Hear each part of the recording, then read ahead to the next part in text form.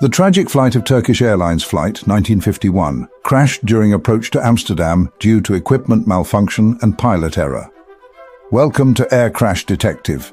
Tonight we delve into the tragic story of Turkish Airlines Flight 1951. On February 25, 2009, Turkish Airlines Flight 1951, a Boeing 737-800, was on a scheduled international passenger flight from Atatürk Airport in Istanbul, Turkey, to Schiphol Airport in Amsterdam, Netherlands. Tragically, this routine flight ended in catastrophe. As the aircraft was on its final approach to Amsterdam, it crashed short of the runway, killing 9 people and injuring 86 others. The investigation revealed that a combination of equipment malfunction and pilot error led to the disaster, highlighting critical concerns about automation reliance and pilot training. Conditions on the day of the flight. On February 25, 2009, the weather at Schiphol Airport in Amsterdam was challenging but manageable. The skies were mostly cloudy with occasional light rain showers, reducing visibility and making it difficult to see the runway from a distance.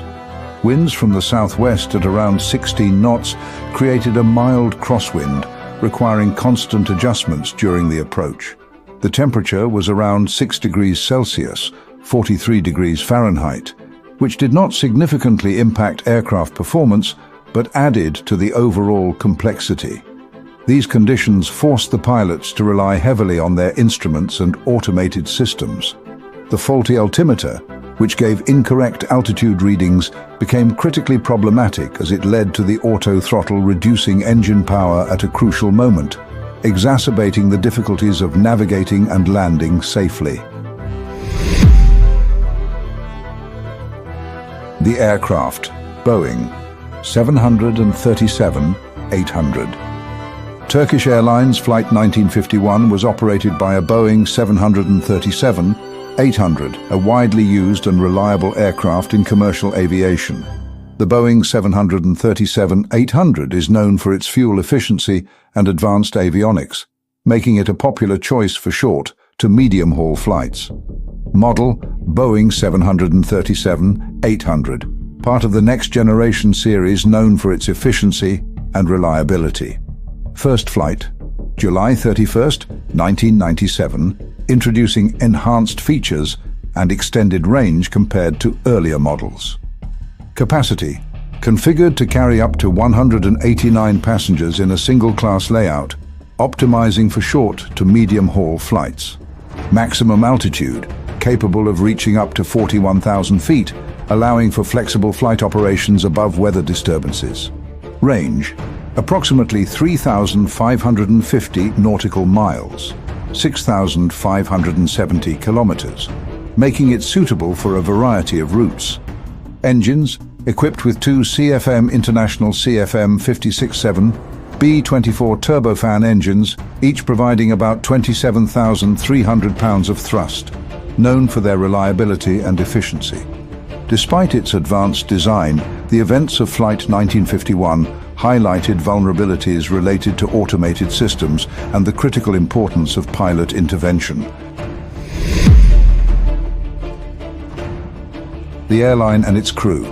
Turkish Airlines is the national flag carrier airline of Turkey, with a strong reputation for safety and reliability. The airline operates a large fleet of aircraft, serving numerous destinations worldwide.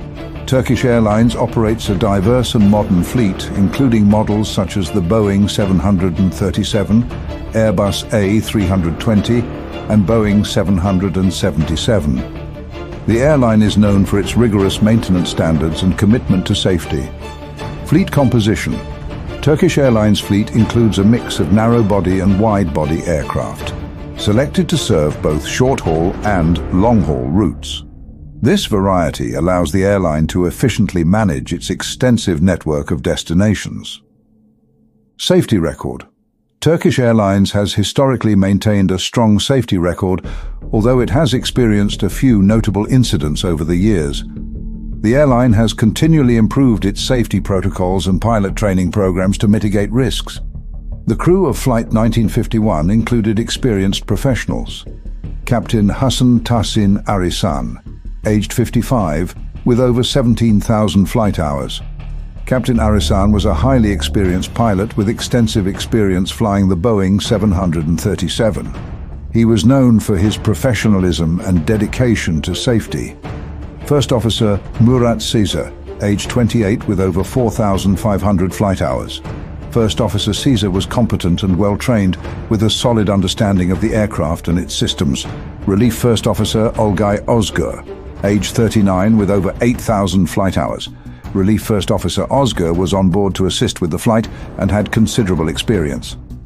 The professionalism and experience of the crew were evident in their adherence to protocols and their efforts to ensure the safety of passengers. Flight departure and initial ascent. Turkish Airlines Flight 1951 took off from Ataturk Airport in Istanbul at 8:22 a.m. local time, heading for Schiphol Airport in Amsterdam.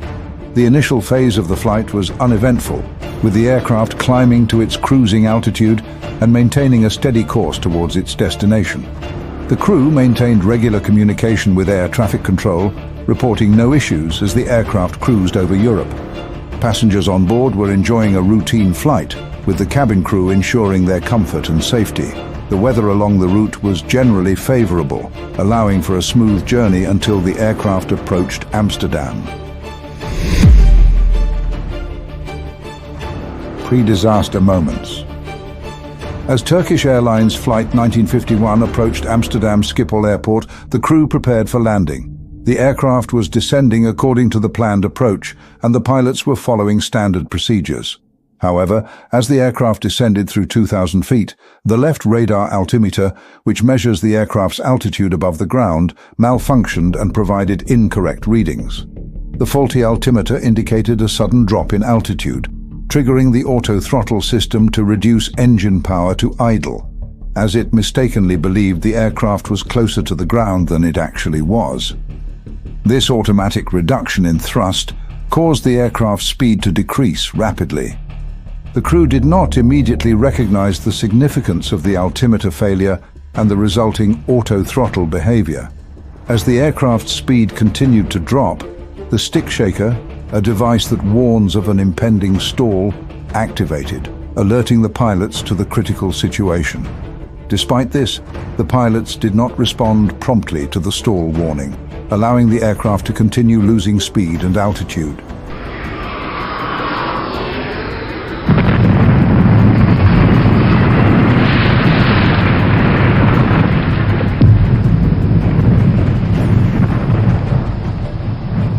Pilot and air traffic control communication. During the critical moments leading up to the crash, the pilots communicated their situation to air traffic control. Initially, the crew did not indicate any problems as they were unaware of the developing issue caused by the faulty altimeter. As the aircraft's speed dropped dangerously low, the pilots struggled to understand and address the problem. The final communication from the cockpit came at 10:26 a.m. local time, with the first officer declaring an emergency. The transmission was brief and filled with urgency. Tower Turkish 1951, we have a problem. The final communication from the cockpit came at 10:26 a.m. local time, with the first officer declaring an emergency. The transmission was brief and filled with urgency. Tower Turkish 1951, we have a problem. The communication was abruptly cut off as the aircraft continued its descent. ATC's response to the emergency declaration was swift, instructing the crew to maintain altitude and providing vectors for an immediate return to the airport. However, the pilots were unable to comply due to the rapid loss of altitude and speed. The communications in the final moments were marked by increasing desperation and confusion as the crew attempted to diagnose and correct the problem. The catastrophic event. At approximately 10:26 a.m., Turkish Airlines Flight 1951 crashed into a field approximately 1.5 kilometers short of runway 18R at Schiphol Airport. The aircraft was at an altitude of about 460 feet and a speed of 95 knots, well below the safe landing speed, when it impacted the ground. The aircraft broke into 3 sections upon impact, causing significant structural damage. The flight data recorder revealed the sequence of events leading up to the crash, highlighting the critical combination of the altimeter malfunction and the crew's delayed response to the stall warnings. The aircraft's engines were at idle thrust, and the speed had decayed to the point where aerodynamic lift could no longer support the aircraft, resulting in an aerodynamic stall. The crash site was in a relatively open area, which prevented further casualties on the ground. However, the impact force and structural breakup caused significant injuries and fatalities among the passengers and crew.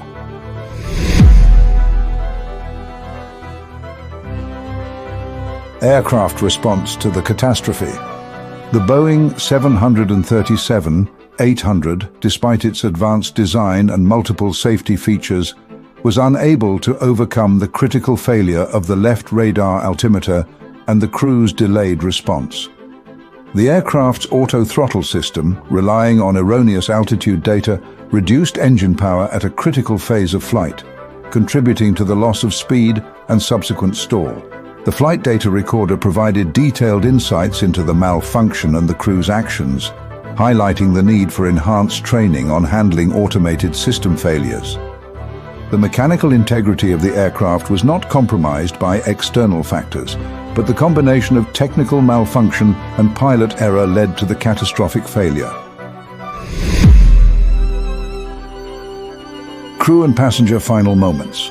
The final moments on Turkish Airlines Flight 1951 were marked by confusion, urgency, and a desperate attempt to regain control.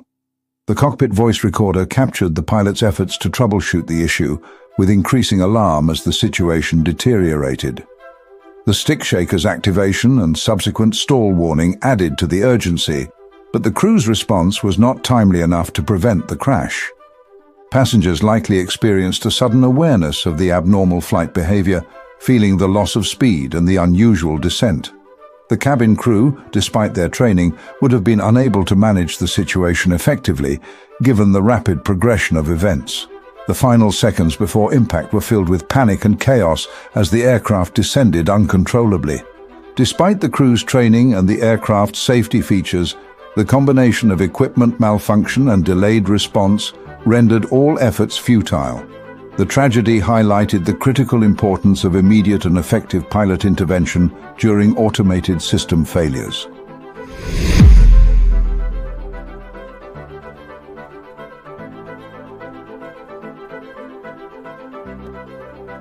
Impact, aftermath, and reforms.